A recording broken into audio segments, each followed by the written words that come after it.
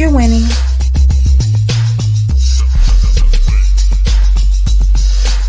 You're winning.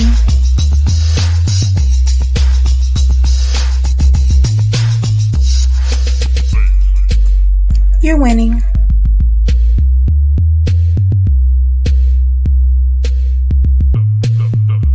You're winning. Hello, family. Who's winning tonight?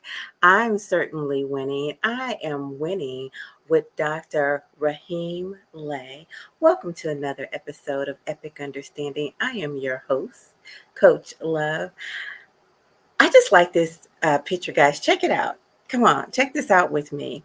How managing emotional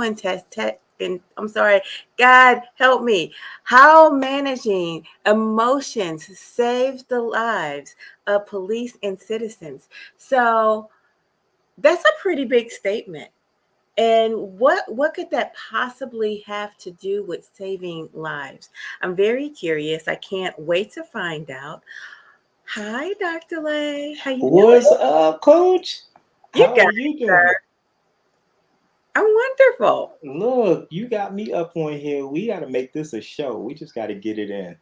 Oh, you can Okay. be sure this is going to be a show. Listen, I already brought this up once, but I really want to know, how is it possible, or is it really possible, to save lives just by managing emotional intelligence?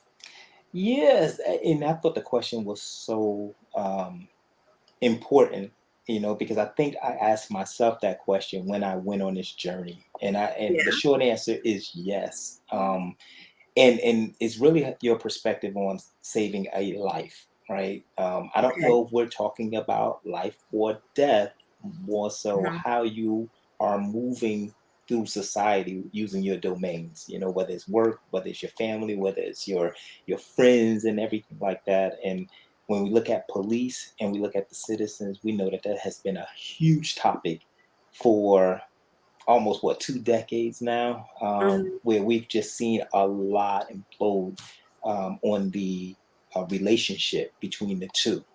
But when you do your research and you realize, well, it's kind of been this way since 1780, to be honest, with the dynamic. So when I look at saving life, I'm looking at how do we improve upon establishing these relationships and changing a cultural phenomenon. Um, Mhm. from here on out. And don't get me wrong, please do not get me wrong on this. A lot of people have done a lot of work, both Mhm. research and by creating programs and initiatives throughout time to address this issue. Right. So I'm not saying anything different. However, the innovation piece, I think, plays a significant role in relaying this information in today's time. Right. And so, Okay. You yeah. said it. You said a mouthful there. Mhm. Let us take a look at your background and kind of figure Mm. out, where did you start getting this Yeah. Yeah. idea from. But before we do that, Mm. there is a gentleman by the name of D Nice that wanted to make sure he was here tonight. So big shout out to D Nice and Global FM. Thank you, That's everyone what's on up. LinkedIn and YouTube and Facebook. And thank you, my small group, for watching. I appreciate all of that. But Yeah. I wanted to make sure I mentioned D Nice. Oh, and then, okay, ain't much love. I didn't mean to forget you. I didn't mean to forget that you came especially to watch these thoughts on emotional intelligence. Mhm. And then everybody over in Wonderland, they have a particular interest and a Mm. heart for emotional intelligence as well. Yeah. So Yeah. with that said, I want to hear about your background Hmm. and how it works towards Hmm. you being an expert on Hmm. emotional intelligence. Yeah. An expert in training too, but I always say I'm a student first, and instructors. That's when you know that you're talking to a real expert, because a real expert will tell you, I'm a lifelong learner. Have to be. It has to be a lifestyle. But I grew up in Newark, New Jersey. Okay. I'm the brick city. That's what we used to call it. And one of the things that was prevalent in our community, of course, is I'm going to use the word hostile, but I'm just going to say, Hmm. relationship between police um, and the citizens. Okay, Okay. majority black in the city, and we learned how to conform, if you will, to govern ourselves a certain way when we're out and about, and we see Hmm. whether it was we call them one time, whether we call them narcs, whatever have you. We can tell by the tires, okay, who we're dealing with, and so there is an immediate emotional shutdown Mm. anytime you encounter with a police officer. That was very um, obvious, but it was the norm. Okay, it was just the norm. And throughout that time, what I thought was normal behavior caused significant um, resentment in my Okay. life when it came to dealing with the legal system, if you will. I always said something smart, or even when I did get racially profiled, right? Now I can use that term, whereas back then, I'm walking down the street, this happens. I didn't have the terminology then, but it was racial profiling on me. And the immediate reaction, the reaction, not the response, but the reaction I had to that encounter and what it did, and then how it really turned, because a lot of my friends had the same experience. It made a us against them, and this happened organically, believe it or not. So fast forward, I'm a senior in high school. I am a track runner. I ran track. I was a 400, 800-meter runner and whatever have you. And I had a friend who also ran track in a different school. We were very competitive. And this young gentleman used to run at night, like midnight. And he would run at night because he felt that it gave him an edge over his opponents. While everybody else is sleeping, he will be running. And he used to run down what Mm. we call Weequahic Park. Weequahic Park Okay. had a big old lake, and you run around that. I think it was like 3.1 miles or something like that. Nonetheless, this individual actually got killed. Um, Mm.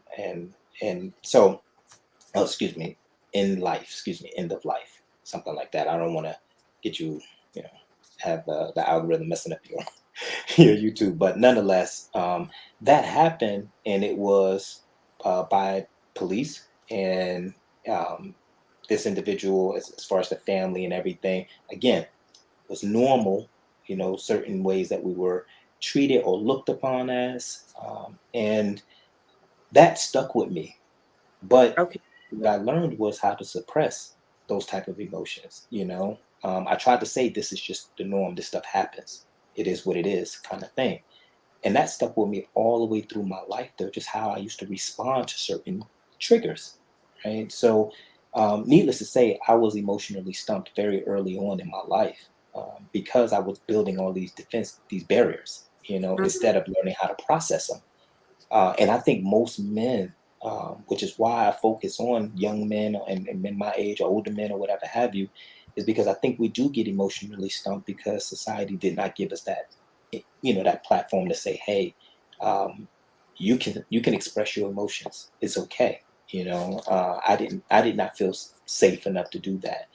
And so fast forward, going through college, I'm in the military, I'm in infantry, and you know, it was very easy to be what they needed me to be, or what I needed to be in order to get the job done. It was very easy because I can always dismiss my emotions. Needless to say, what I learned is that I was really suppressing that. And so when I got into college and I started to build my vocabulary and I started to understand emotions, especially then, I'm a clinical social worker by discipline. So my bachelor's, my master's, and my doctorate are all in social work. And I, as I started to build that vocabulary and become more comfortable using that vocabulary in social situations, I started to become in tune with my own emotions. And fast forward to my doctorate program, I'm sitting there like, man, what am I going to really focus on? What's needed? And everything came out of the blue, as far as what I experienced as a youngster, what I experienced as a teen, what I experienced as a young adult. now everything came forth, and one of the things that was prevalent in there is my lack of emotional expression and my lack of empathy. And so I knew I had to do something with that. And one of the things that, of course, was hot in 2019, of course, dealing with racism, dealing with police brutality, excessive use of force, and it brought me back to that my my good friend who was taken out of here back when we were seniors. So I still get choked up about that, actually. But nonetheless, I thought that I could put this to use, and try to better understand the dynamic instead of blaming others. I just had to take accountability that way. So Very, full circle. very interesting. Speaking of empathy, Yes. I think it's good to have empathy for yourself. I'm going to tell a quick story. Well, no, I don't know if that's right. I have to think about that. Anyway, someone was very aggressive and rude to me, and I just like brushed right over it. It was like I moved right along. But my friend, who was a witness to this, they were mad. They were furious. Yeah. And then they kind of got mad because I wasn't mad. I was like, these things happen, whatever. I Yeah. had completely moved on. But the criticism was that I wasn't empathizing with myself. I said, and that maybe that I was just tone deaf to my own emotions. Like I wasn't being sensitive to myself. And I was just like, We're about to turn this into a therapy session. Listen, are you sure maybe, you want to go this route? No. no. But I think But I know exactly where you're going with that, though. And that's, I know exactly what you're talking about. Yeah. I took that criticism and I was just like, it's like, I don't know if I just don't know if I'm that sensitive. That said, if you're not necessarily as sensitive with as you should with yourself, are you as sensitive as you should be with others? When you're on when you're on a plane, and you've been on a plane, and the flight attendant gets up there and they say, hey, in the event that we go down, you see some oxygen masks come down. Make sure you don yours first before you Yeah, help somebody else. I take it that way in reference to, if you know how to utilize empathy for yourself, yes, it will make it easier mm-hmm, to help someone else, or to better understand other people in their mm-hmm, situations as well, right? So I am a believer of that. I think you do have to see for yourself before you demand it from someone else, or you know try to give it to someone else, because it will feel like a role. Then it will feel like work. That's what it mm-hmm. will feel like, work. And so Maybe. I think mhm, sometimes people they're just better at putting others before them. I think a lot of moms do that for do you think sure. that's you know what? Yeah, that does happen. I think a Short lot of answer, yeah. moms do, Yeah. yeah. And then just to give big ups to our past event that I'm still Mhm, glowing from mm, this Saturday. It yeah. was amazing. Yeah. Shout out to all the fellas who were at the Global Positive Masculinity event. We truly put a big highlight on men's mental Mm. health, the stories and the The insight that was stories were given. amazing. Yeah, Oh, I love the stories. But that's yes. what I mean by that energy, when you get around positive men and they're all, you know, able to express a level of vulnerability, and how Uh-huh. they were able to overcome things. Like, you cannot tell me you don't feel that energy. And Mm-hmm. I just love that big time. So that was powerful, Coach. That was powerful. So good job on that. It And the was fact that you labeled it global masculinity, like, I thought that was so bold, because I was like, man, it's a target out there, like, but you took a chance. That was well, powerful. I believe that we are better together, Mhm. and I am trying Facts. to touch the hearts of people across the globe. And I want the men across the globe to let them know Yeah. that we hear them. And quite honestly, we're having global participation, so why not acknowledge it? Why not? I mean, it makes it easier to stomach. For one, the information gets to you some way. A lot of people are in tune with social media, so we got to have diversity in social media. We cannot be one streaming it, everybody saying the same thing. So the fact Hmm. that you took it a different perspective and it showed a different light to Yeah, men, that's, yeah, again, that was powerful. I had to get on, I had to actually, you know, become a part of that as much as possible and soak up that information, that knowledge, because that was a look, lot of knowledge on that panel.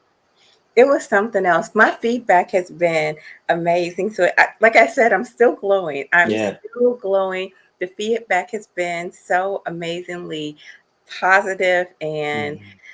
the what's coming down the road because of what Hmm. we did together is, I just, Yeah, I seen your Twitter stuff going on too.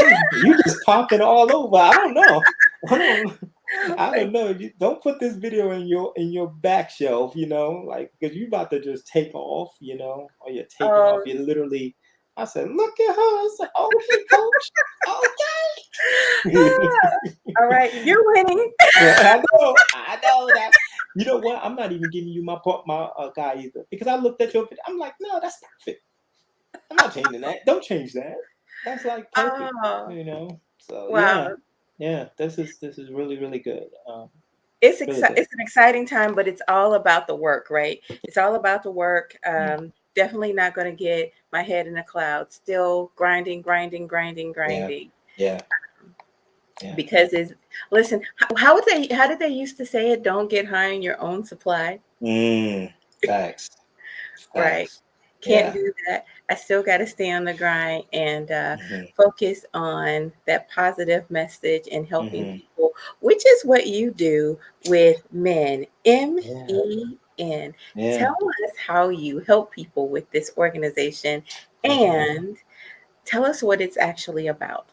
Yeah. So when it comes to my initiative with this program, Men Managing Emotions Naturally, I did take a piece, maybe the whole lifestyle of my military background, in that from boot camp on up, um, everything we did was done naturally. I'm talking Okay. about from fitness to eating to keeping a strong mind, even when you only are working on 3 hours of rest. You know what I mean? The challenges that came along with that and the self discipline. And I was like, man, if you apply these things, it is very, very easy um, to make that a lifestyle for you. And so Okay. mine naturally has everything to do with, if everything was taken away from you, how do you manage?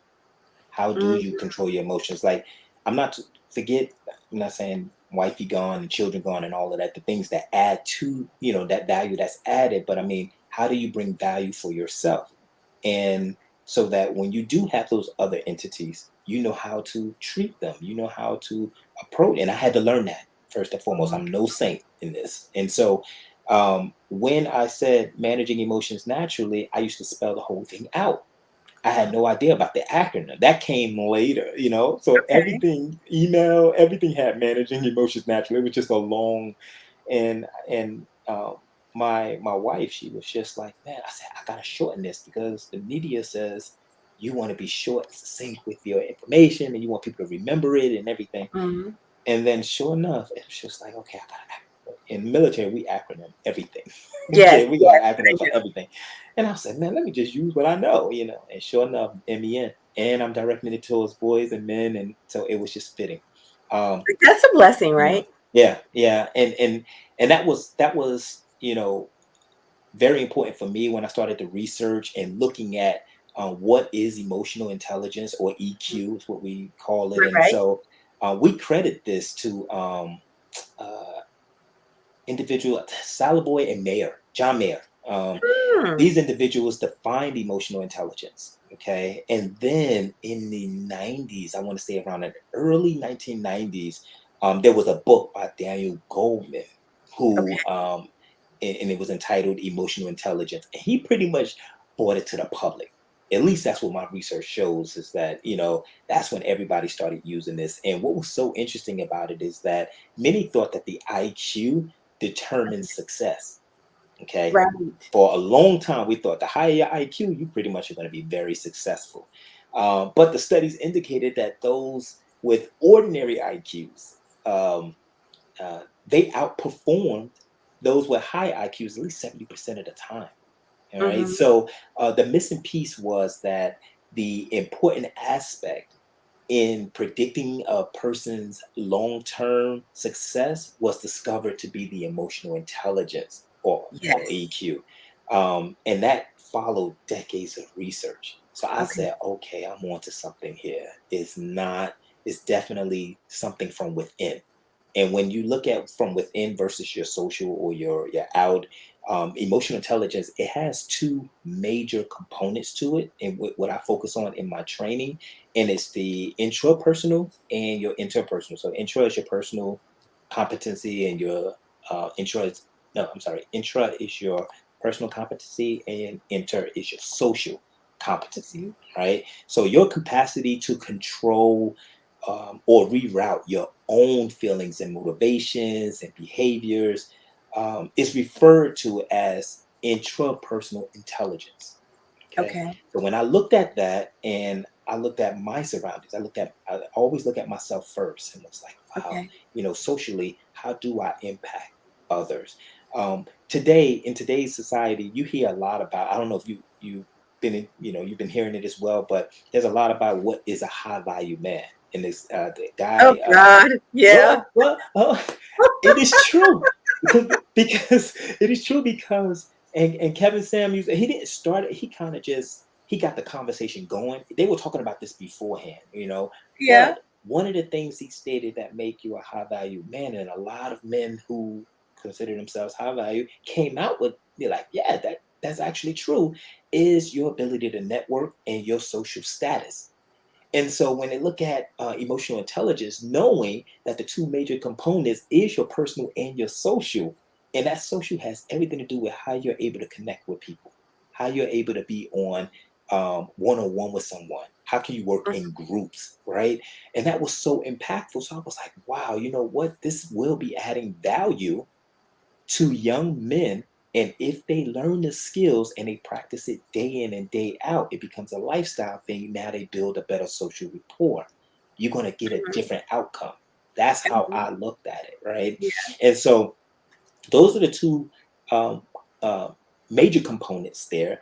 And so when you reroute your own feelings, your motivations, and your behaviors are referred to as your interpersonal intelligence. And so additionally, you must be adaptable. It has to be deliberate when it comes to your actions, and you have to be open to change, and you have to be aware of how people's emotions may actually affect you. Most of Mhm. the time, men will shut down. They would rather not even engage, right? I meet men, so many times I meet men and they're like, I stay to myself. I don't interact with anybody else. I kind of stay to myself. I stay with my family. I mind my business or whatever have you. But it was like, how are you evolving then? Who Mhm. are you sharing those emotions with? If they're not to your wife and you don't have a crew over here, where are you going with those emotions? Right? So when you don't respect the social aspect of your being, you must understand that's rejection of you. You're saying you're not worth it. And so we have to look at what we're actually doing. Are we sabotaging ourselves, or are we protecting and we're fearful of something? So Mhm. that was the biggest piece to that, is first gathering the history of emotional intelligence, then looking at the two major components, and then crafting my skill sets around it, how to reach people and talk about these things in a different way, not in a way that's in the books, because I'm a clinician. So yes, I know the clinical jargon, but it does not communicate well with people at the, who are not in school and into that. They saying, give it to me raw, like give it to me straightforward. Mhm. And so I took those pieces and I said, all right, I got to learn how to relate this to today's current events and content and information, and be able to talk to the youngest airmen, because I'm a mental health provider in the Air Force now. I was Army, but now I'm in the Air Force. But nonetheless, I got to know how to communicate with an 18-year-old, and understanding like, hey, your emotions and how you're using them right now offset. We need to first get into some guidance in learning how important your emotions are, and I need you to respect them. And that was the key, is respecting your emotions without giving them power. Okay, that's how we move along, and we learn from our experiences. All right, so that social awareness and relationship management skills, it make up your interpersonal intelligence. So in other words, developing a knowledge um, of the root of a problem, it depends on your capacity to comprehend the attitudes and actions and motivations of others. You have to be able to do that first. So it also refers to your capacity to for like controlling and influencing other emotions, as well Mm-hmm. as other capacity for successful interaction, Okay. um, and with others through empathy and the ability to act and treat others accordance um, with with with their responses. Right? I lost my train of thought. Sorry, because I get so passionate. It's like I'm going 1,000 miles a minute. So tell me to slow down or shut up, okay? Because I will keep it going. So I want to know 3 specific things Okay. that the average Joe needs to understand about emotional intelligence. Okay. 3. All right. First, self-awareness. Okay. Right, and that's really the ability to know your own feelings. Mm-hmm. Second is motivating yourself. So it basically, what that means, to be able to use your deepest feelings um, to move you towards your goals and to help you reduce them. Help, not reduce them, help you reach them, right? And then empathy, in which is the ability to feel, to understand, and to respond to what other people are feeling. Okay. I like that last one because that's really important. And I really do see how that Mm, could make a person successful, particularly in the workplace. Because mm, mm. if if you can understand the world around you, then you can decide to move differently. Quick story for me Mm. and how I was able to navigate a situation differently Okay. when I was younger. I had this boss and he was military. He was ex-military. Don't Okay. even go there. Yeah, he was Okay. very I don't know. I'm just gonna call him very serious. Okay. And Okay. my numbers were fantastic. My numbers were off the chain, Okay. right? But he Hmm. was always giving me crap. Like he never gave me like the accolades that I should have. Mm, And then I had a friend, and she wasn't doing bad, but her numbers weren't like my numbers, right? mm, mm. But she was really pretty, and not that I'm not pretty, but like Okay. I was gonna say, wait, what? but but like she looked like a blonde Barbie doll. Mm. Okay. Okay. And as a matter of fact, I used to call her business Barbie. Okay. And so I could have thought it was like a race thing, but I was like, I don't know if that's it. And so I just started looking at the way she handled him. And Mm. she handled him, is how Wow. she handled him. And I was like, Well, what can you tell me? Like, what do you mean what? handled him? I'm getting there. I'm Oh, getting okay. Sorry. there. I was like, huh, I can do that. So even though she knew what to do, Hmm. she would ask him what to do. She wouldn't just do it. Mm. Um, even though um, there was a process and a procedure for doing something in place, she would verify the process and procedure with him prior to asking. And I said, huh. And so I Mm. started doing that. And oh my God, I became his favorite. He just loved me. Mm. And so I think my emotional intelligence allowed me to assess the situation. Mm. And at the time, I said, he is a um, an ex manager. Okay, Okay. and ex managers do not trust Y employees because Y employees typically just do what needs to be done Mm-hmm. without somebody telling them to do it. Okay. Okay. Mm-hmm. But an ex manager is not going to like that because their big deal is they can't trust you because you're not including them into the plan. Mm-hmm. All right. Interesting. Yeah. Mm-hmm. So I figured out just by kind of by watching him and the way she was handling him, Mm-hmm. and she brushed it off on the military thing. I just kind of went deeper with it and just kind of analyzed what made him happy and what frustrated him. And I was Mm-hmm. like, I am going to change my behavior to his management style. And he ended up just loving me all kinds of ways. He just thought I was the best, best, best.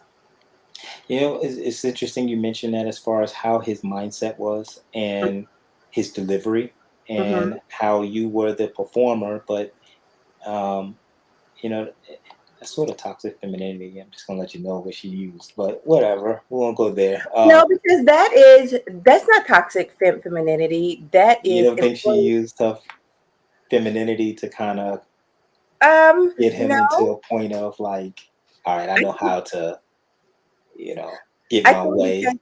I think you can say because she was female, that was it. But when a guy Mm. goes, Roger that, sir, yes, sir, Roger that, sir, that's not toxic, No, no, no, no, that's not. and that's how the men responded to him Mm-hmm. too, Mm-hmm. so her asking him questions of what she knew to do, reaffirming reaffirming procedure, Mm. even though it was well established in place. There's nothing, I mean, I described her as very beautiful, but there's nothing toxic about that. Mm. That is noticing how a person operates and then responding accordingly. I was the idiot. I was very young and I didn't really understand Mm. um, this mindset. I thought doing a good job is what made you valuable. I It learned does. That's definitely, yeah. Okay. what I learned was how Mm. you deal with someone. This is what, to your point, Mm-hmm. emotional Mm-hmm. intelligence really can make you even more valuable because it wasn't the outcome that he was just looking for. He felt that he wasn't part of the plan. So even though I was getting really Mm. good results, Mm-hmm. they weren't his results. He wasn't part of the plan. And Okay. so Okay. where the previous manager I had, Mm-hmm. my regional man, he liked me to run on autopilot. He loved the fact that he never had to tell me what to do. But he was a Y Yeah. and I was a Y, right? Mm-hmm. Mm-hmm. He never ever had to tell me what to do. He told me, you told me once, this is how it goes. Got it? This is what I will do and I will get result. I will get Mm-hmm. great results. Mm-hmm. But the next manager just operated really differently. And I will tell you something I noticed about those Y people. Mm-hmm. If you make a if I'm sorry, the Ex people. Yeah. ex kind of manager, Mm-hmm. if you make a mistake and they are included in your plan, they will cover up your they will smash it. They will smash it. They will handle it with kid gloves. They Mm-hmm. will not give you harsh punishment. So it kind Mm. of works like this with those guys. This When is they interesting.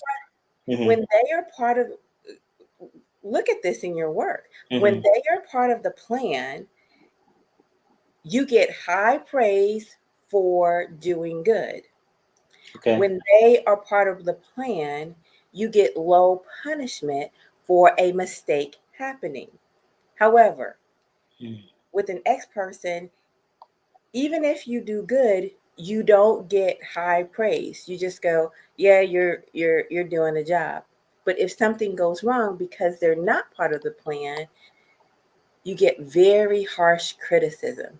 And Mm, you should have included me. You should have done this. Who told you to do this? mm, And mm, so mhm, they're really eking you off on every little um, area. So mhm, it takes, for me, I believe that it took emotional intelligence for me to get it. That is the tool that I use mhm, to say, huh, there's something different going on here.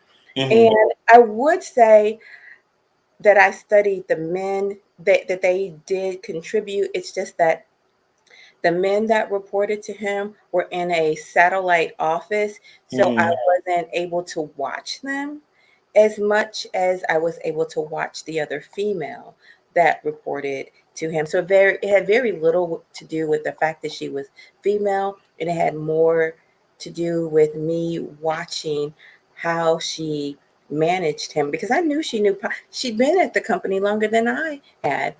So Oh, okay. So she had the continuity. I mean, she knew the internet, the ins and outs of that whole system and everything. Okay. Yeah. exactly. And she was about maybe 10, 12 years older than me. And Mm, so her experience working with military type individuals, mm, she in being in the workforce, she just had more experience.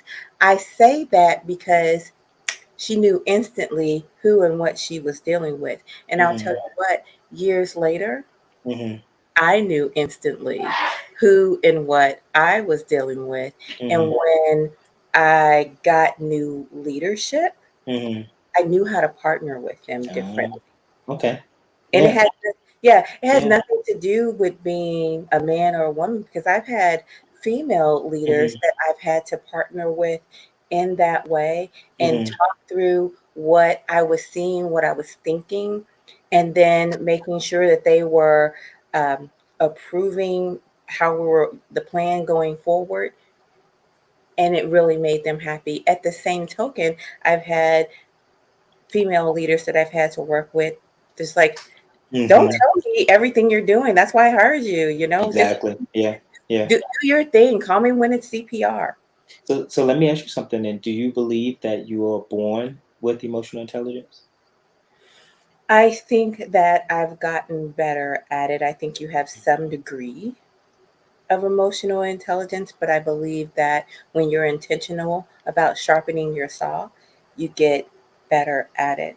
And that's spot on because I asked this question to the gentleman as well as far as, you know, can you be born with emotional intelligence? And some will say yes, some will say no. And I say, well, can if it's yes, can some be born with more emotional intelligence than the other?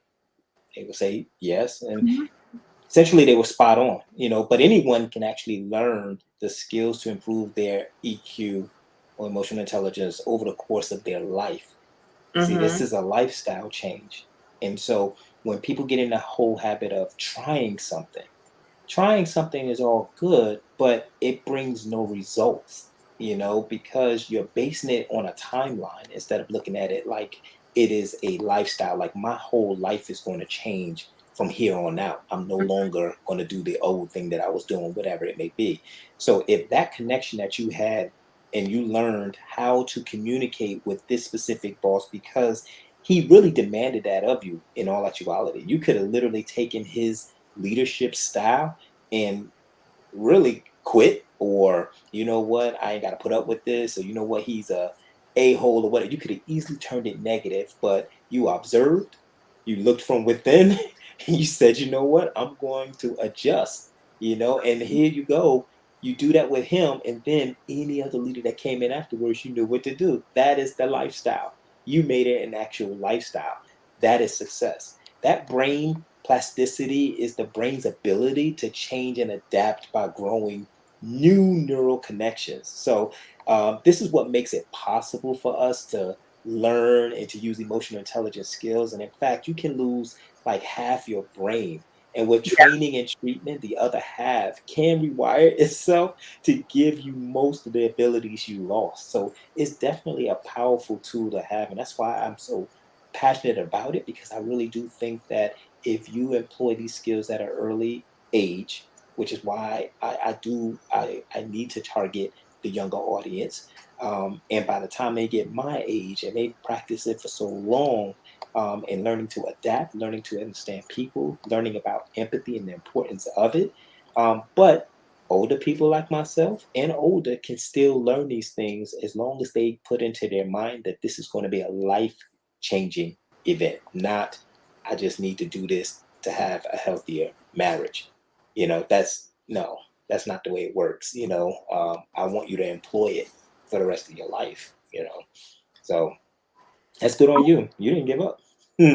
Well, thank you. Thank you. Yeah. I'm curious about your mindset Mm, when it comes to the AQ, the adaptability quotient, because I think mm, that I could have gained that knowledge. I could have figured out what was going on around me, but mhm. not used it. I Oh, think, without a doubt. Yeah. right. You Yeah. can And assess the situation and then not do anything about it. When it comes to exactly. employment, I think your AQ is what's needed. Yeah. And a lot of people, not a lot of people, I always say that when I'm about to make a point here and use a lot of people. I don't know if it's a lot of people, but it feels like Okay. it is, right? Okay. But fear lies in all of us. Fear Okay. is a feeling. And the older we get, it's harder to try something new. The older Mhm. we get, even though we may know better, it is very hard oftentimes to do what we know versus how we feel. And that's why I say you're supposed to respect your feelings and not give them power, because sometimes those feelings are coming from a very dark place. So having Mm. that ability to adapt, yes, of course. I mean, but again, you still will have to use that.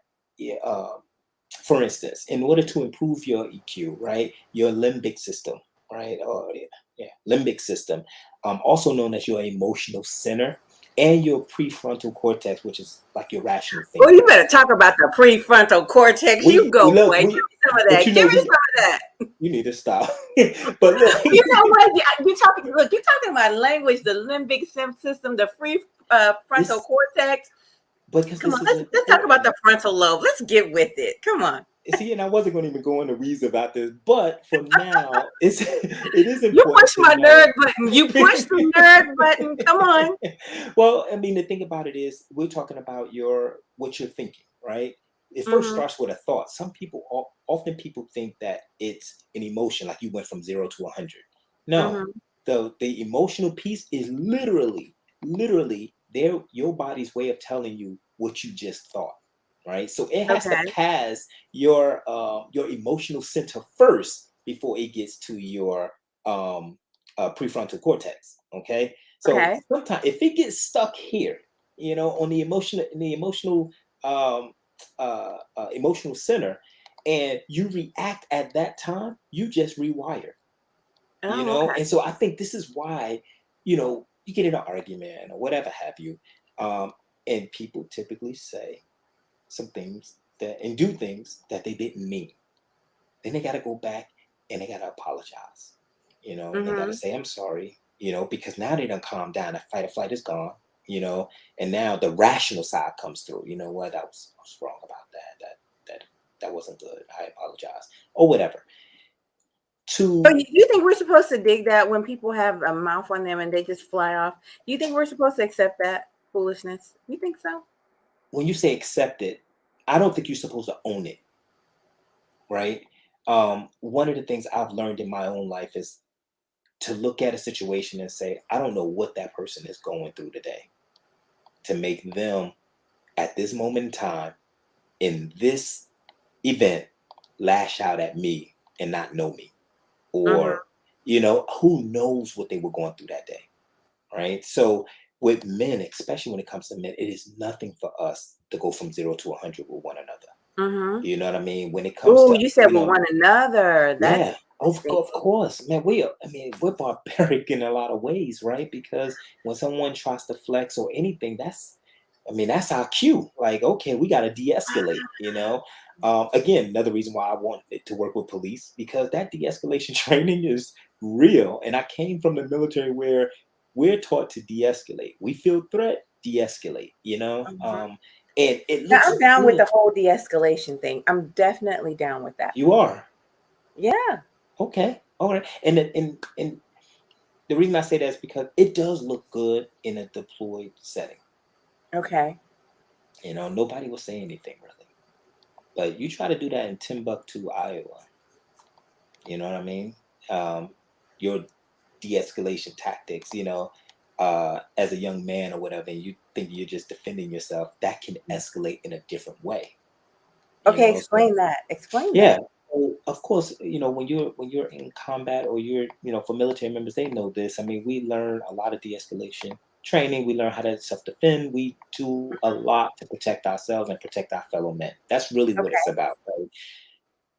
In a deployed setting, okay, when you're downrange, it can be perceived as normal de-escalation, okay, Okay. and nobody will trip out because all your fellas, we train together, we know, we know each other, all that good stuff.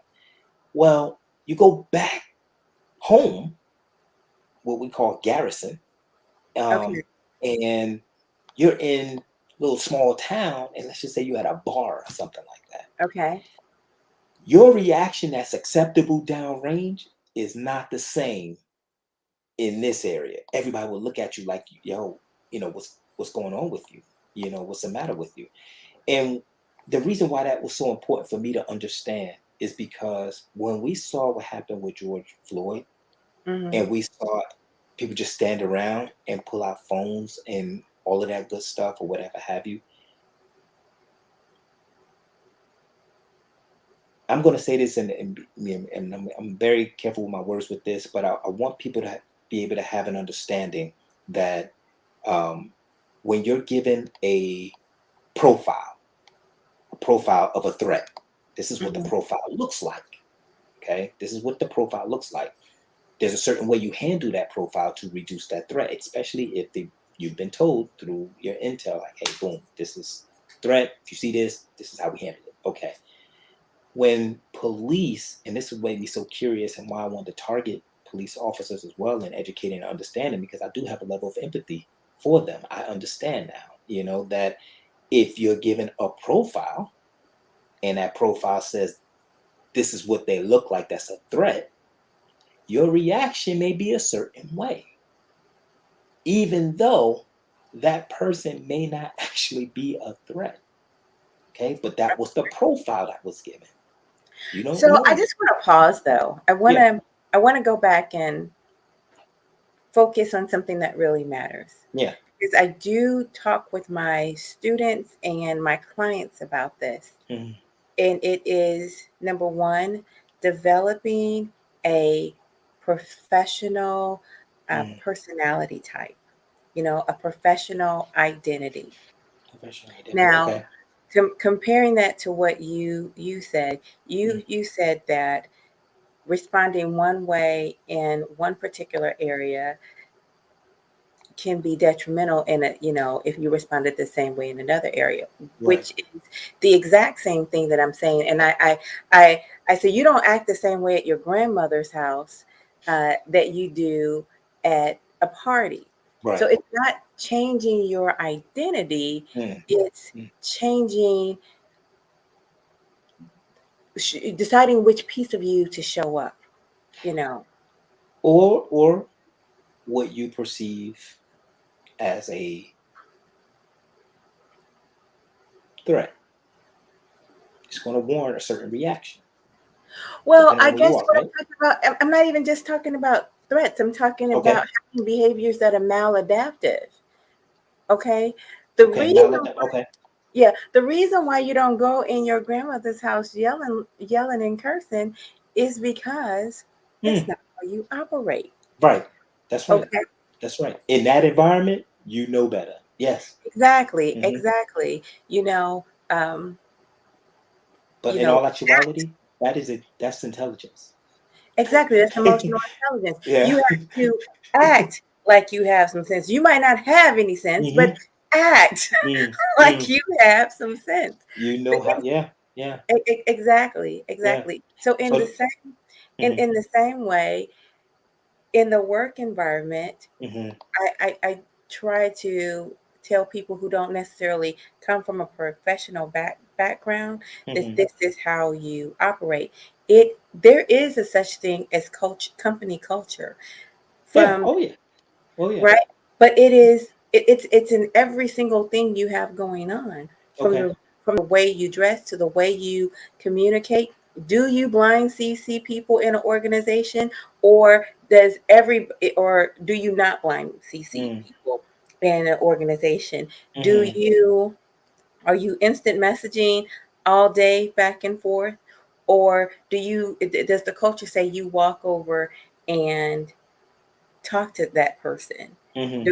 directly? What Mm-hmm. does the culture demand of you in your particular organization? And you have to analyze that and Mm-hmm. understand that. And for me, that is where everyone's emotional intelligence Mm-hmm. can help them thrive, or it can pull them back. That said, you do have to have enough information to read the cues in the first place. And I think that comes back to knowing yourself as well. You really got to know your triggers. You got to know your limits. You got to trust your decision making. And what I see a lot of, if a person comes into my office, oftentimes when they come in to see mental health, I mean, it's typically they're in the thick of things. Rarely do I get individuals who are at the preventive stage, Mm. who are like, hey, I'm seeing I'm not sleeping well. Let me go in. Usually they've tried to um, tolerate it, if you will, for a significant amount of time until now it's spewing it's affecting everything. And one of the things I notice when it comes to individuals learning how important emotional intelligence are is that they do not trust their decision making. And that Mm. trusting decision making has to do with being honest with themselves, growing up in an environment where, yes, emotional acting out was the norm. And again, this is what I meant by what appears normal and acceptable here will look totally different in this environment. And with emotional intelligence, it gives you an even playing field across the board. Doesn't matter what domain you're in. And that's what I want, for police officers. That's what I want for just men in general, people in general. But I mean, I'm focusing more on men, because I feel like they have a very tough job. And a lot of men have to go out here and do some of the most egregious work, every day to make a living, to try to deal with societal pressures and things of that nature. But it starts with self. And that's where the accountability comes in at. Again, this pushes the envelope for me, when I looked at the Relay Project and when I looked at working with police officers and bringing empathy into that fold, has everything to do with the accountability piece. I felt that it was a lack of accountability, what we were seeing. And this was what was infuriating people, is that people were not being held accountable for their actions. And so, with empathy and with emotional intelligence, you hold yourself accountable, especially if you made it a part of your lifestyle.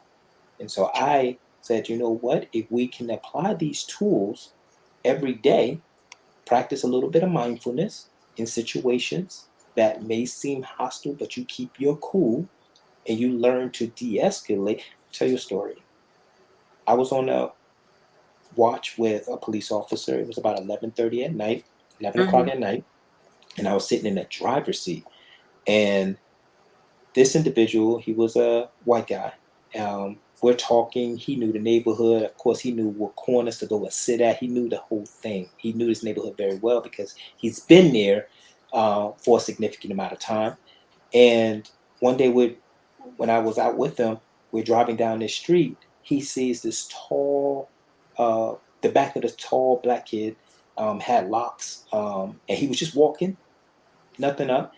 And I was talking with him, and in midway, he gets on his brakes and hold on. He gets out the car, and even my heart jumped because I was like, "Dang, what am I about to see?" Absolutely nothing, because he calls his name, and for the video, I just say Tyler, right? He's like, "Hey, Mhm. Tyler, what are you doing? What are you doing out?" And so I don't know. Tyler said something back to him. He was like, "No, no, no, go on and get home, man. You know your mother gonna be mad at you or whatever." Get back in the car. He boom, driving, nothing. And so he went back to start talking. I'm like, whoa, whoa, whoa, what did I just witness here? And he was like, Mhm. what are you saying? I said, how did you know that was Tyler? And he was like, man, I can tell, I know his walk anywhere. And I said, this is why I have to do this. Because not only do you have a rapport with the community, you know people, you know them in this community. You did not get out, draw your weapon. You didn't do none of that. No escalation of force because you see this individual walking down the street at 11 o'clock at night. You knew exactly who he was. This man got home safe to his mom and everybody was cool. Police officer went home and got, to his family. And that is the attitude that I want, even with the youngest police officers coming out of the academy. No gun hold, no strap up boots ready to take somebody down. No, you are the protectors of the community. The community needs to trust you, but you have to trust yourself first. That means you got to trust your decision making.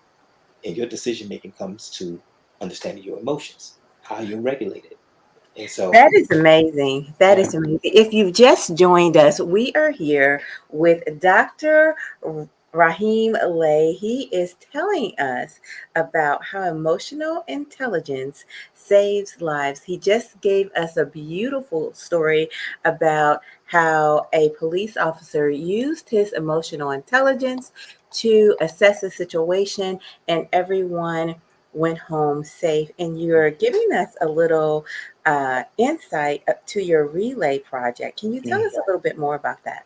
Yeah, man, this is my baby. This is like very personal for me, Okay. and I love uh, what's coming about it as we stand. What's happening with it now. But I started, I drafted the relay project about started in 2020. And relay is an acronym. Here we go, military acronym. But relay stands for respect, empathy, learn, accept, and yield. And so um, part of this program, 3 week program with police officers, I'm showing them how empathy actually saves lives, how empathy establishes healthy rapport with the Wait, communities that Dr. Lay, did yes, something happen with your mic or something? Because you were really good, and then all of a sudden you started getting to this good part about relay, yeah. and now we Is it can't off? hear. Oh, okay, there you go. You're And back. You're back. okay. All right, great. What about now? Am I good? Oh, you're really good. You are Okay. really good. Okay. Yeah. Okay. Awesome. Yeah. So I again wanted to show really wanted to show them how um, with this program, teaching them not only emotional intelligence but empathy to its core, being able to understand the communities in which they swore to protect and serve. Um, my biggest dilemma with the whole thing was I had a question. From the Mhm, beginning was are people coming in to the police force with a lack of empathy, mhm. or does the police force and its training and its environment create this level of this lack of empathy, if you will? And the reason I had that question starting off was because I have cousins who were military and police officers in North New Jersey, Okay. and they gave me some really good insight, and that it wasn't something that is the way social media made it. That it happens everywhere all the time or whatever have you. There's more de-escalation, more emotional intelligence happening. It just doesn't get a lot of play. Okay, Okay. so I knew my focus on this program was it first has to start with respect, but respect of self, and then respecting the community. In order to build respect, you got to have intergroup contact, Okay. healthy intergroup contact. And basically, intergroup contact is when you take two separate entities and you have them communicate with one another, spend time with one another, get to know each other on first name basis and things of that nature. And the more healthy contact you have, the less likely you are to practice any type of prejudiceness, racism, any of those kind of behaviors. Mhm. And there were studies that have already been done. I think his name was Allport. He had over 500 studies of showing how healthy contact, and these were in schools and these were in um, prisons with the police, I mean, with the guards and the inmates and everything, how by sharing information, sharing vulnerable information with one another, puts you on an even playing field. Okay. And that was very impactful. So I took, what Allport did and said, okay, I need to incorporate this type of process in this program. So it's a 3-week program. In the first week, they learn all about empathy, basically. Okay. They go through 10 modules. All of these modules are teaching them about the importance of empathy, what's empathy. Every module has certain exercise with them, and it can be understood at the lowest educational level. That's what I wanted to cater towards, right? Then the second week, they actually go into a field placement exercise where they go out into the field. They have no guns, none of that. They in polo shirts, they in khakis, and they literally engage with the community. Now, these are cadets, right? These are all cadets, police academy cadets. And so they go out there, they partner up with churches, youth groups, they become mentors. And then the third week, it's sort of like a reconciliation, which I honestly have not done yet. Okay. The reconciliation piece was literally bringing community leaders, local and police officers together in a room. It was church I was using. And basically they really talk about the relationship between the two, right? And how this has affected them emotionally on both ends, to be honest. And so that reconciliation is a very, very critical piece because they need that in order to first understand, okay, our past actions. Now I understand why you all don't trust us the way you should and why we react so negatively, if you will, because you don't trust us and I haven't done anything to you. It's not that, it's the history, it's the institution of it, So that's the 3-week, and then the last 2 days they take an exam, and then they get their certification. And the main objective was hopefully long-term goal is to have this program, at least the empathy certification piece, in every police academy, so that every cadet, when they graduate, no one can say they didn't know. That's really the key behind that. But of course, one precinct at a time. But that was my long-term vision for this program. So I've done 27 individuals so far, and that's been great. But it's been on a voluntary basis, not on a mandatory, and which is okay. Some have said it was too long. The program they 3 could have weeks shortened is it. too long? Yeah, well, they got 32 weeks in their training, and taking 3 weeks out of that, I understand, and I can definitely look at, tweaking it a little, but it's still in the works. It was that pilot. I just wanted to see, hey, when they learn about empathy, they've got 2 days of learning about the history of policing. And that does fall in line with critical race theory a little. And I know a lot of people are touchy about that, but I understand what critical race theory was trying to, um, um, um, at least explain how institutions are founded, and how they have certain dynamics that for some reason, without even touching them, it's going to have a certain outcome, and how racism really impacts that institution. And when you look at the history, I don't know if you even know the history of policing, but when you look at 1780 and the slave patrols, and that went on to 1860s before they did black codes, and then you went into Jim Crow law, then you go into now what you see is the war on drugs and all of these kind of things. Every turn of a century almost, you just see these different dynamics happening, and it's the same exact outcome. So somebody has to stop and think for a minute, like, wait a minute. So you would hear like a system is broken, but I push back on that because I'm like, if the system was designed to do what it's doing, it was never broken. So we have to get into a terminology of, okay, let's better the system, in such a way where we take our own personal accountability. We start doing that, it's a different outcome, just like that cop showed me. He knows how to handle. Go ahead, Sam. I want to talk about your program in a hmm different light. Okay. Okay? hmm Because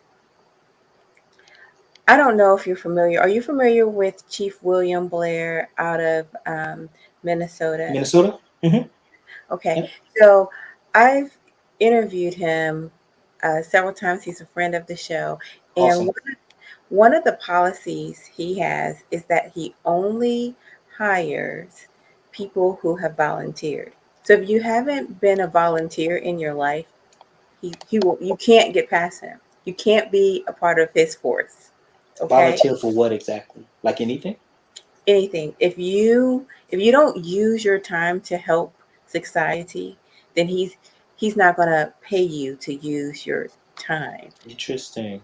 Okay. to I help respect that. society, because he believes that, you know, that has to be a part of your identity. It has to be a part of who you are. Mm-hmm. And I have to say, I really agree with him on that. Mm. I love that criteria, Yeah. because Yeah. it takes away this rationale. It's like, oh, I want to be a police officer because I'm on a power trip, or I've watched Cops, or just all of these, Yeah. Yeah. all of these negative reasons why one might become an authority figure. Mm-hmm. Okay, so it helps. It might not completely get rid of it, but it really does help with it. Yeah. Yeah. Yeah. I think And volunteering is definitely a unique skill. I would say a skill to have, because when you volunteer your time, you don't get that time back. So when you make it an effort to impact other people's lives willingly without nobody, you know, giving you no well, accolades. no way. There you go. You're back. Am I? Did I did it Okay, again. you're back now. But like Yeah. for like a minute there, you float, you Yeah. float, This you float this is out. supposed to be a really good mic. It's supposed to be like one of the best ones. I've researched all of this Wait a stuff. minute. Are your red bottoms acting up? That's like having red Ah, bottoms that hurt your feet. look. One day I got to show you my closet. I'm gonna put my closet on blast and let you see. Yeah, we are one of those families. Yeah, Got it. Got but it. it's not like that anymore. We've changed. Yeah. Okay. If you say so. but If uh, you say so. If but you say the volunteer, to your point, yes, the volunteering, putting them in that mindset of understanding that you are for the people. You work for the people. You're a tax. Mhm. You are paid by tax dollars, so they really rely on you. To come and respond and be able to de-escalate a situation. Be able to. Everybody wants to get to bed. That's pretty much it. They want to go home, and the police want to go home, and so I have so much respect and so much appreciation for what they do, because, again, being on that military side, and it's a big difference, of course.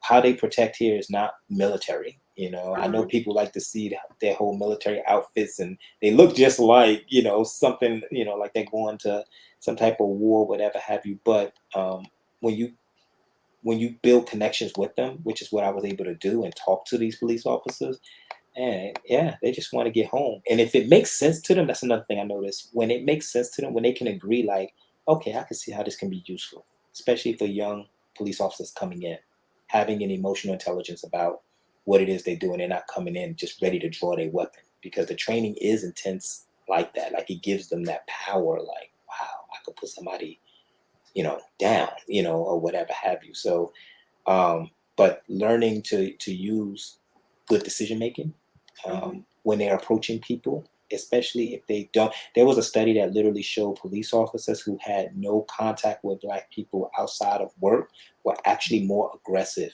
towards them when they're on duty, because every Mhm. time they had interaction, they're responding to a 911 call. They're Okay. not, you know what I mean? So you're already on 20, just the Right. fact that you're responding to a 911 call, right? And Okay. so to know you have no interaction with them when you take off the uniform, you're not, versus the ones who had interaction with them, Mhm. man, they, as soon as even when they respond, they're not coming in with, I'm ready to put somebody in Certain the basement. mindset. Yeah, yeah. So what I wanted to do Hmm. with your program, or just maybe think about your program in this light, Okay. is going beyond just like this level of where it is about race, and really making it more about It's about people. no, it's about people. Yeah. What Right. motivated Really it? making it, Yeah. Yeah. yeah, really making it about people, because every single person has emotion, well, needs to have emotional intelligence. Exactly. And then Exactly. you had this comment about it was too long, and it was interesting because what I was really thinking is it needs to happen every year. Like you got it. Did you get your EQ training this year? Like you got to. Look, oh, so that's yeah, they do have an annual follow up. You know what I mean? Okay. Where it's How long just is the it's annual follow up? so we haven't done it yet. This October we will. Um, But and how long? How long will it be? oh, that one is much shorter. That's literally just a week. Well, actually 4 days. And basically it's Four a days. refresher. They keep the journal. That's another thing they have in this process is a journal where they get to Uh-huh. do electronic Mhm. journaling on their experiences, how they were able to de-escalate, what kind of mindfulness techniques they used, what kind of emotional management techniques they used, and they get to actually talk about those things and have that camaraderie amongst the group. Those who actually been through the training. So yeah, it's just to see, and then we do a public opinion about police. Uh, called POPs. It's a public opinion survey, police survey, and so just to see what the community says about the group. Like, do you see a difference? In the way that they talk to you, how they communicate with you?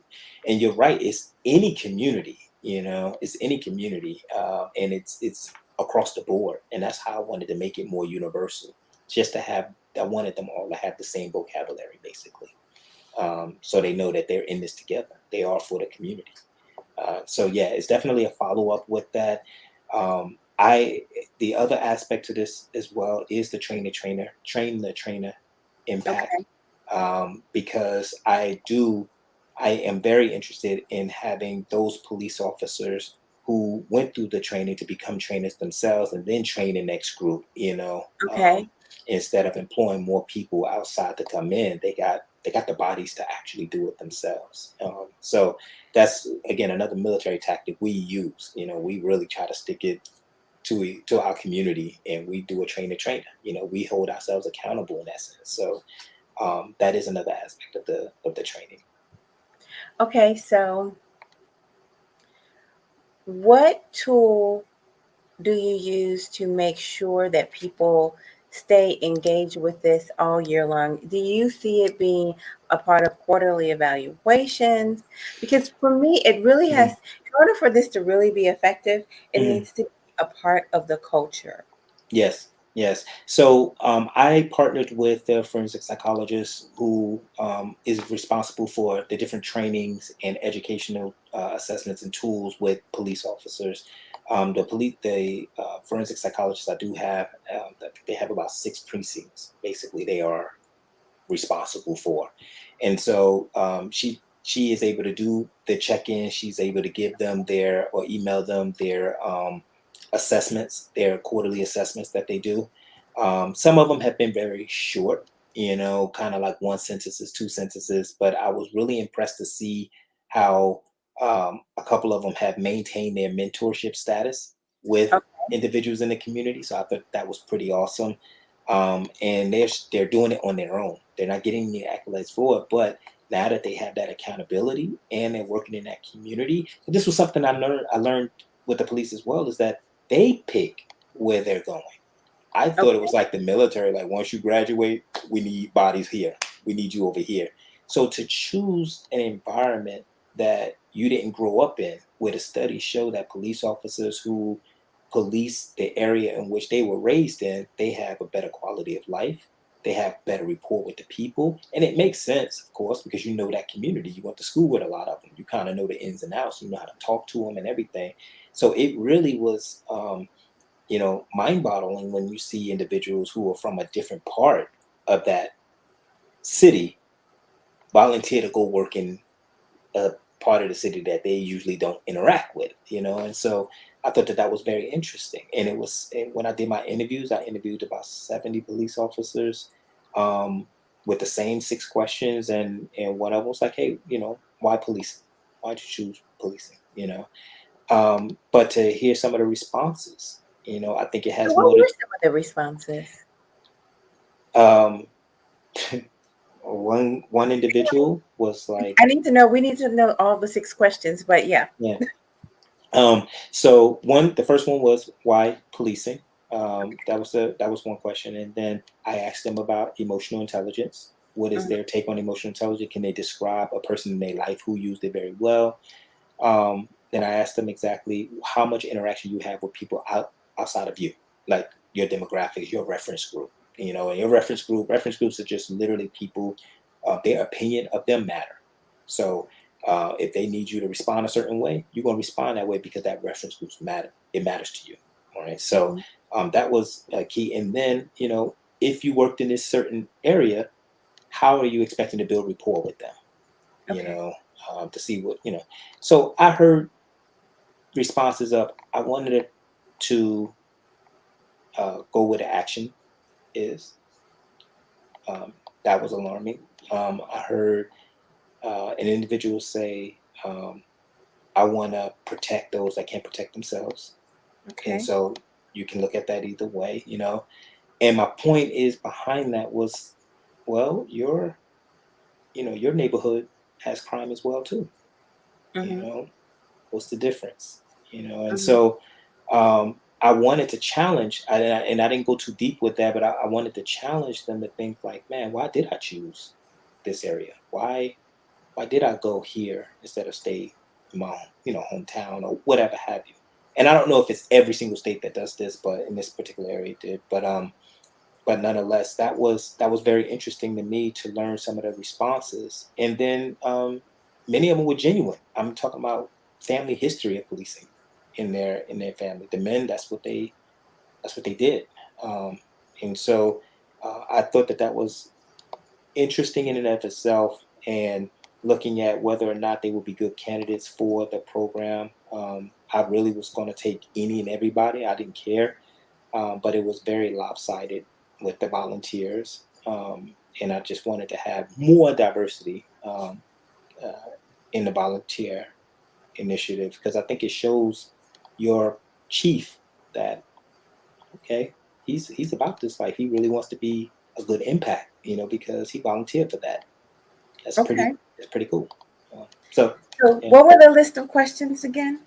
So I asked them, why did they want to be a police officer? I asked them, you know, if you had to work in a community that wasn't like your normal demographics or whatever have you, what, you know, how would you feel about that? I asked them about emotional intelligence and to describe what, who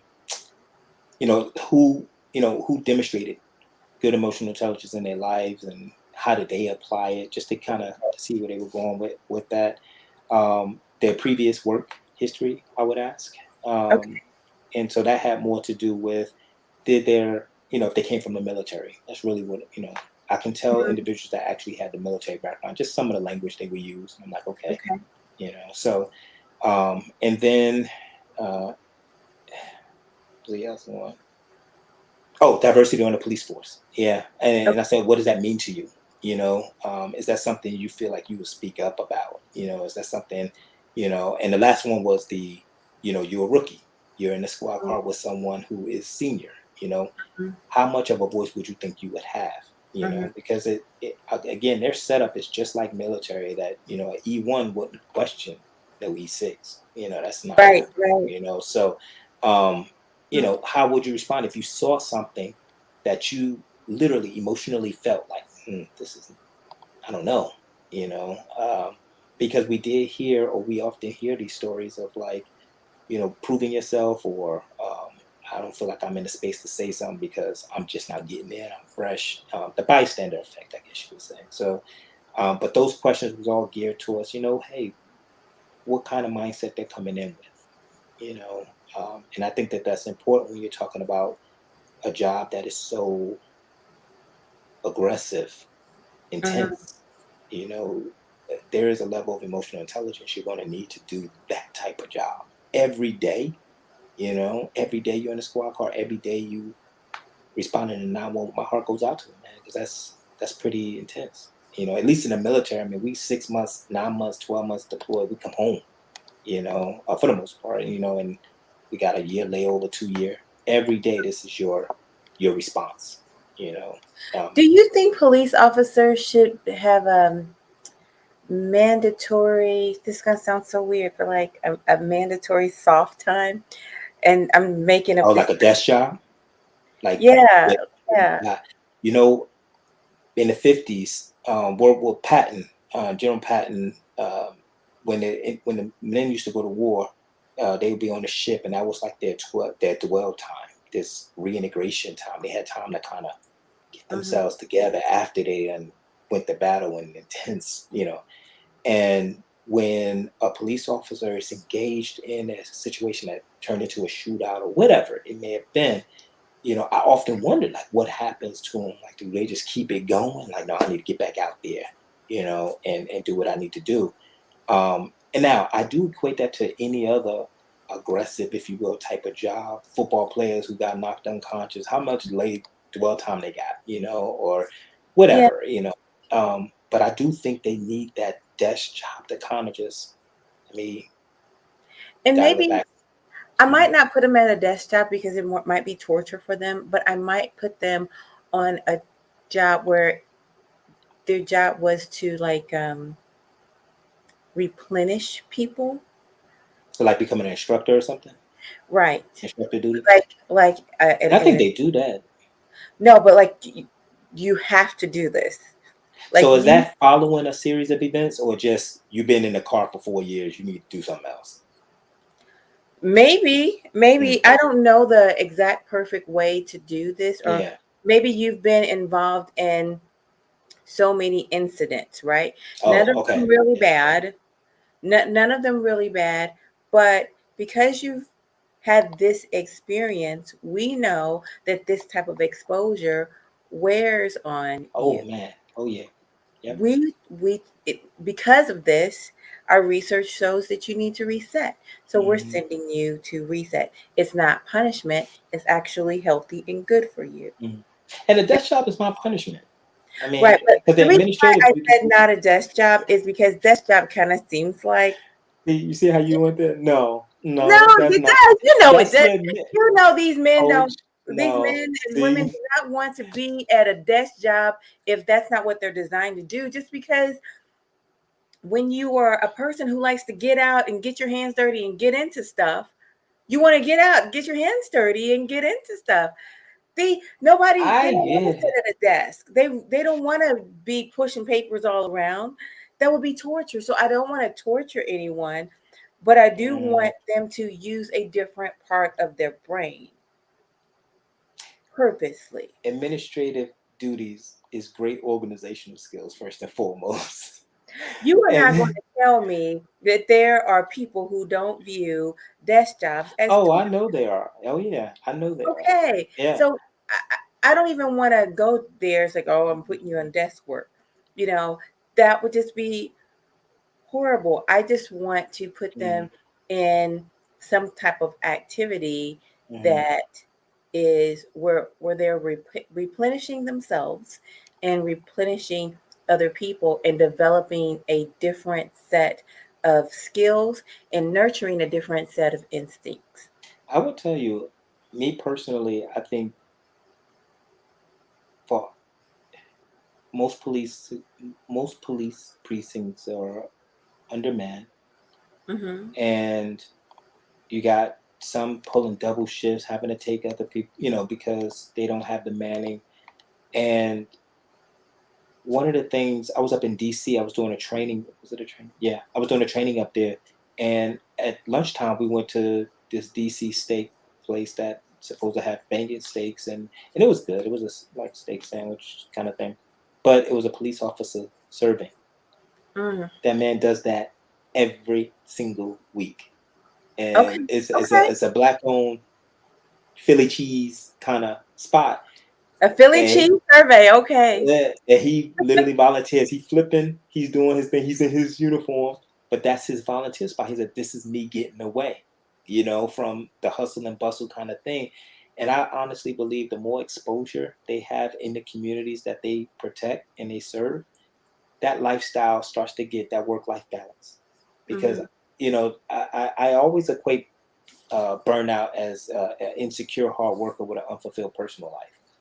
All this Wait. time is spent. That Yeah, drop that mic again. Say that yeah, again. yeah. Say it again.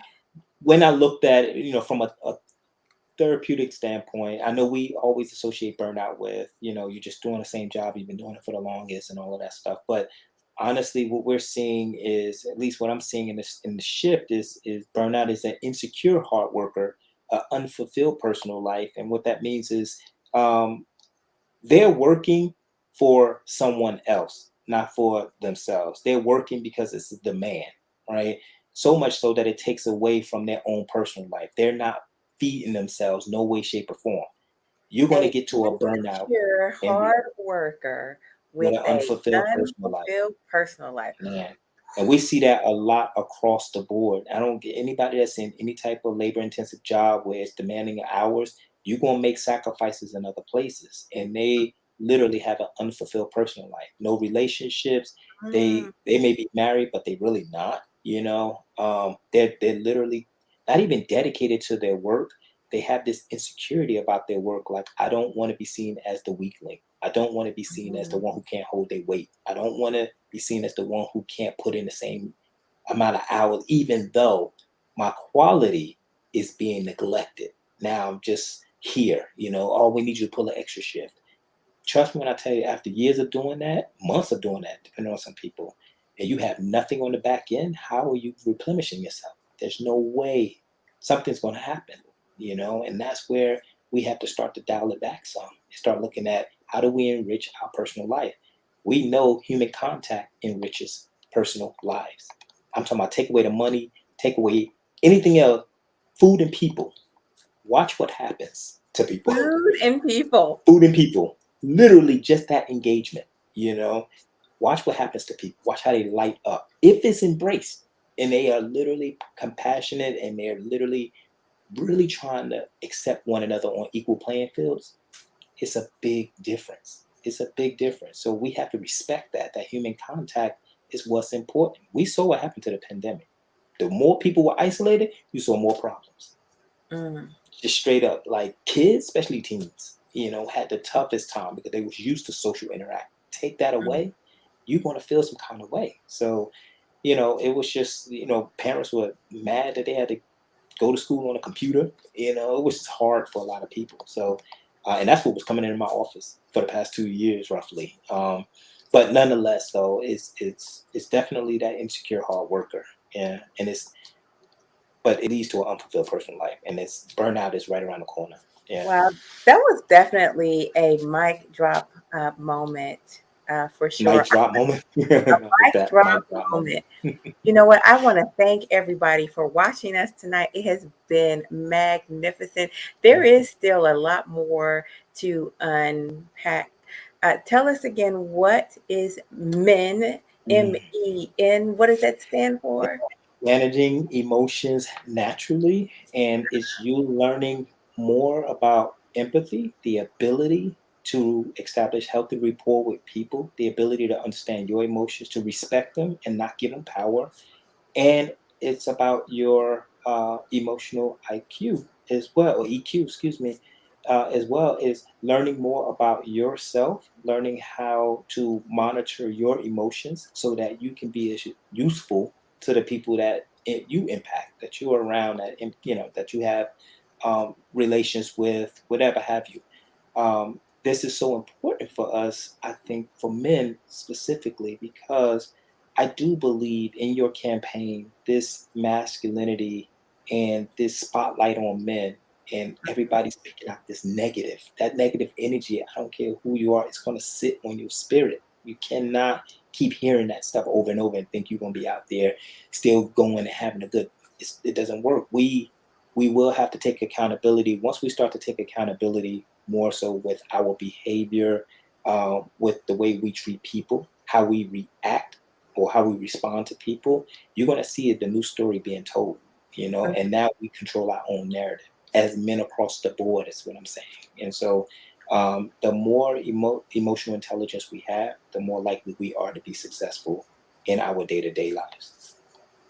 You know, Steve said the other day during our fabulous men's Mm. mental health summit, he said that men cannot give and acknowledge what they've been taught to suppress. Oh, yeah, spot on. Spot on. Yeah, I totally agree with that. Again, what makes you insecure? Got to understand that. That's what I meant by, when it comes to the insecure hard worker, it's just that you really don't know how to express yourself. You really can't that's why I find it hard when people say they can love somebody more than they love themselves. Like, Mm.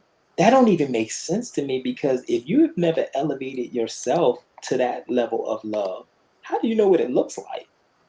That don't even make me. It never makes sense to me. But when somebody says to me, "I love you more than I love myself," like, Mm. I sit with that, and I'm just like, how do you know that level? I think things are really complex. Even in Steve's statement, I think, Y'all always what? no. This guy was like, anytime the flex happens, they say they use the word complex. Wait, what now? Well, um, I think it's really complex, and I'll tell you why. Because even in Steve's statement, he mhm. said you can't. It's just that I think I see people do it. You know, I Are they see. really doing? Or are they doing I what don't. the I person don't know. wants? Maybe we have to. I mean, it's just like I said. It's complex. It's not a simple Hmm. answer. But for instance, like I see men love their daughters at a level in which they don't love their sons, and then they say they haven't seen it. But I do see them do it. I see them doing it with different entities and different people. So it is, Can you you'll explain hear. that though? Can you explain when you say you see men love their daughters? I I see, you know, daddy's little girl kind of Hmm. thing. Um, I see them. I've seen men treat their daughters with great kindness and treat them with great respect and great patience. And Hmm. then, you know, like punching their sons in the chest and Hmm. not giving them a connection. Hmm. And I'm not saying that this is every single situation or Right. anything like that. Right. But my point in saying it feels like it's complex because this man is saying he hasn't seen it, but yet he's doing it with his daughter. So obviously it's somewhere in him because he's doing it with his daughter. Now, where he doesn't do it, he won't do it with his son, and he doesn't acknowledge the need when his wife is requiring this sensitivity from him. But let his daughter need that sensitivity. It's a wrap. She has it. He understands. He's very patient with her. He's acknowledging the different levels and facets of this particular human being. So what I often see is Hmm. that level of emotion, Hmm. that intimacy is reserved for particular people. I think it goes But back to isn't the that heart. natural when you like, if you don't feel a threat by them, then yeah, I think right? It's But that so means I that agree with it's you on there. that. That's Yeah, that yeah, that means yeah. that means it's there. So But that's it's different. I there. guess when I was saying you love somebody more than you love yourself, I'm saying whatever your capacity to love is there, and you choose who to express it with. The fact that you're not doing it for yourself, um, is not the same as I love you more than I love myself. No, I'm saying the love that I should be giving myself, I'm giving it to you. I feel like that's the level that they're on, but it's not this other level that they don't even know how to reach themselves for themselves. Like, Well, maybe no, even maybe with their they don't know daughter. how to reach it for themselves. They just don't. Just like okay, let's take the situation with the daughter. Okay. The daughter is on the list of people that they choose to trust themselves to love. Okay, Okay. grandma is on the list of Mm. the people that they choose to trust them on themselves to love. Okay. As far as these other people, the wife, the son, the people at their jobs, even themselves, get out of here. You Mm, know, toughen up, you know, take mhm, it. So it's not that they don't love themselves. mhm, Oh, I'm sorry. That they're just not on the list. mhm. I would They're share. Mm, So they give themselves permission to love their daughter enough. They give themselves permission to love grandma enough. okay. They give them grandpa. He's earned it. He's da da da da da. This man, he's 86 years old. I'm like almost mimicking somebody. I'm really telling someone's story. Mhm. Of course, I love them. This guy, he has a really strong New York accent, so I can hear him in my head. Yeah, yeah. And It's interesting because I do have a daughter who's 3 years old. She is not yet. You know, she's with daddy when mommy's not around. Okay, mommy is still. You know, if the fire happens to this house, she's grabbing mommy's hand. She's not even grabbing daddy's. You know, but I notice if she hurt herself, bumped or whatever have you, she loves to just do this in my arms. Right. Aw. Here's what I noticed though. When I was not mentoring young boys, Mhm. I was willing to raise my daughter like a boy. Mm. I was literally going to make sure I prepare her for the insecure boy that I was to not ever look at him. But the more I engage with boys and I see their lives changing, I'm more hopeful with the way I train her now, you Mhm. know, to really respect boys, to respect men, to respect their differences and things of that nature. Mhm. And so I oftentimes run across women who's like they were raised by their dad and they have like this masculine energy, like my dad trained me this way.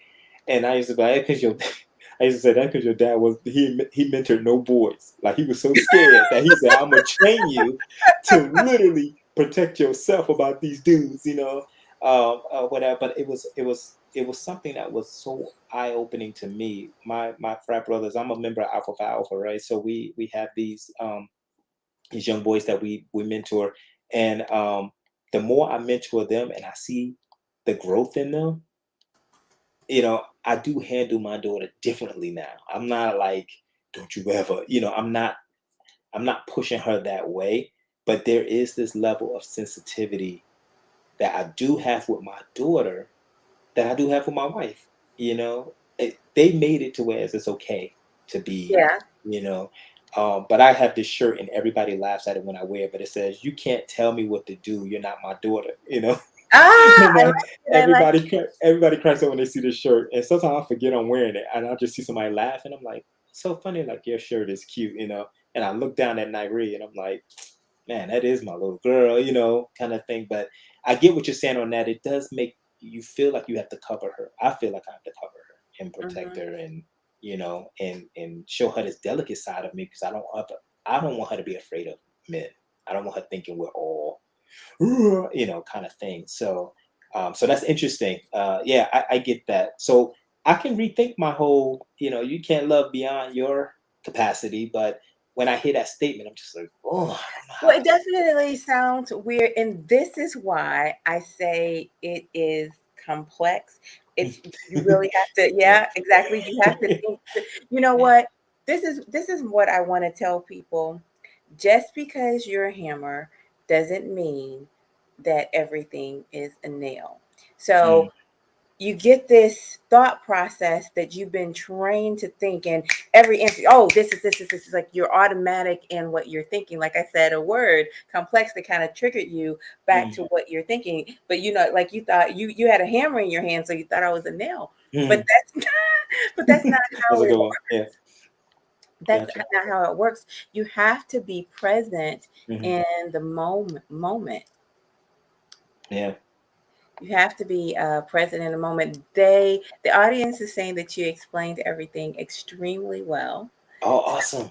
Awesome. They Well, love I they. know, once my YouTube channel goes up, I'm going to be putting this on. Well, if the police will allow me to, because I really do want to show people how this works. I think Right. it's and again, there have been police precincts who have done similar things. But uniformity. I'm military. Dress right dress to me makes sense. So I'm like, everybody, I should go to any base and we all speak the same language. That's how I think. And so Well, it's cultural, right? it is cultural. It's definitely cultural. So I'm hoping, to build more of a trail behind this, and other precincts start to see this and back me up. And I think it'll be great. More to come. It's fine tuning, but I was so excited about it. And I'm able to blend both the men and the relay project and make both of them, really nurture both of them and build a team with it. So it's definitely exciting. But thank you so much for having me, Coach. I so appreciate you, man. You're a bomb. Okay, I'll it's dope. It's dope. It's dope that you even again made this space and you run it well, and keep doing your thing. I will be following you on Twitter. I'm gonna follow you on Instagram. I'm just gonna be in that space because you're a good mentor too. Just the things you've shared with me on the phone about how getting into this YouTube space and how to make it your own, and yeah. sticking to your niche and stuff like that. So I'm just hoping to inspire really others that want to go, come to a channel that's educational, Hmm. and be in that space. And that's what you're doing. Like, you just give us things to think about, and you introduce us to people that we would never have seen, you know what I mean? And they come onto your channel and it's like, oh my God, okay, I get it, So that platform last week, that was on point.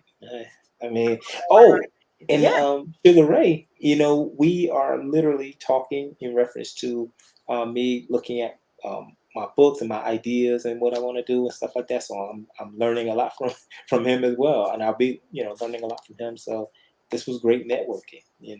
Hopefully I'll be in that high value social There you status. go. There you go. I like that. Yeah. Absolutely. Yeah. Absolutely. I can't do anything but 100% Yeah. love it. It is an absolute pleasure. Do you Thank do you. you have any parting advice that you want to leave the family with? Man, managing emotions, really respect your feelings, and, and appreciate that you have them. Know that they exist, and know that you need them just as much as you need your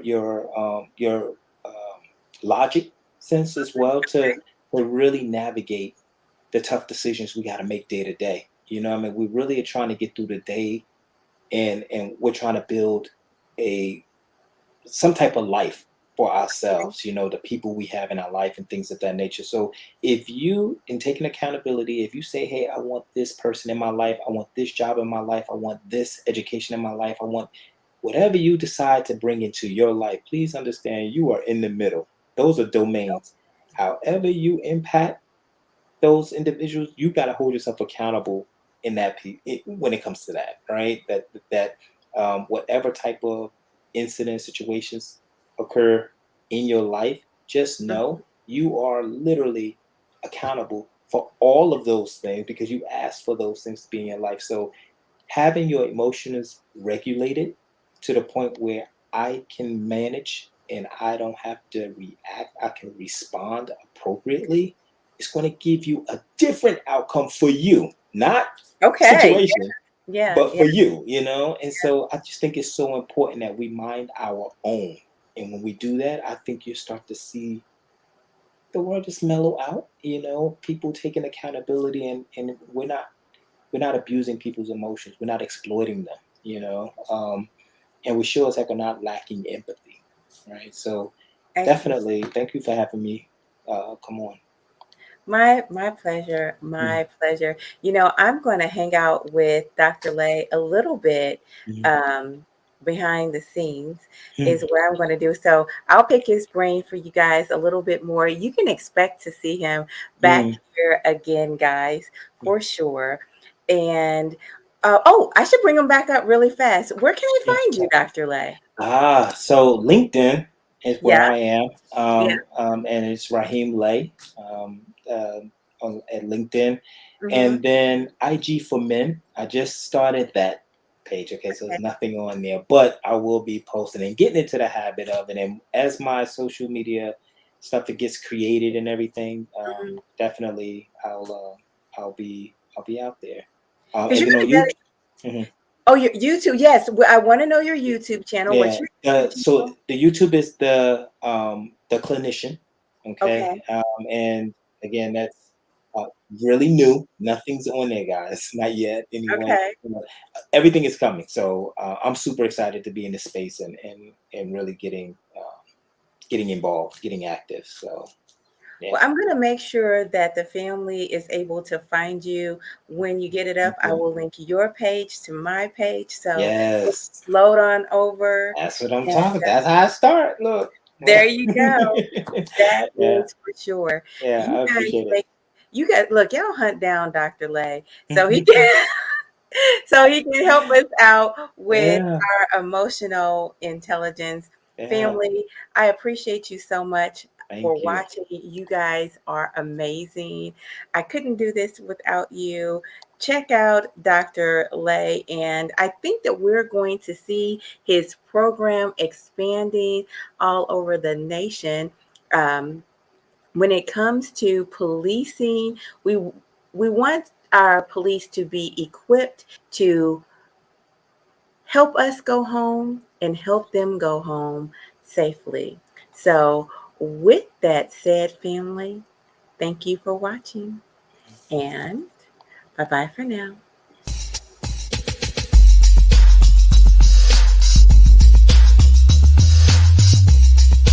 You're winning.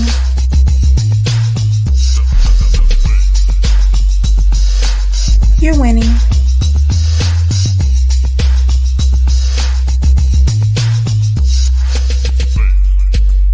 You're winning.